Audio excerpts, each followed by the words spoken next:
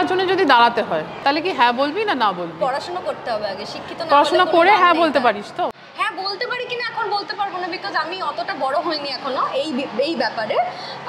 আমি যদি বলো যে আমার যেহেতু ছোটবেলাতে আমার নাচ নিয়ে কেটেছে, পড়াশোনা নিয়ে কেটেছে, ওই ব্যাপারে আমার পড়াশোনা আছে। রাজনীতির ব্যাপারে আমার পড়াশোনা নেই, এবং আমি গণ্ডমূর্খের মতো দাঁড়াতে পারবো না যাতে আমাকে গালাগাল খেতে হয়। আমি একজন অভিনেত্রী, প্রচুর মানুষ আমাকে ভালোবাসেন, তো সেই জায়গাটা ধরে রেখে দেবদা হচ্ছে আমার আইডল। বেশ বেশ, দেবদা ঠিক আছে। তাহলে দেব যদি বলে তোকে প্রচারে যেতে, তুই যাবি? দেবদা বললে আমি আগে দেখে নেবো কি বিষয়ে প্রচার করতে যাচ্ছি, আমি দেখবো। আমি বললাম যে প্রচার করতে যাওয়ার আগে আমি পড়াশোনা করব যে কেন যাচ্ছি, এবং এই প্রচারটা করে আলটিমেটলি যে উদ্দেশ্যটা নিয়ে প্রচার করছি সেটা সফল হবে তো, নাকি এমনি বলতে যাচ্ছি। 100-200 ধর। Thank you. রেজাল্ট পাইনি স্কুলে কখনো, বাট এবার মনে হচ্ছে পাবো। একদম।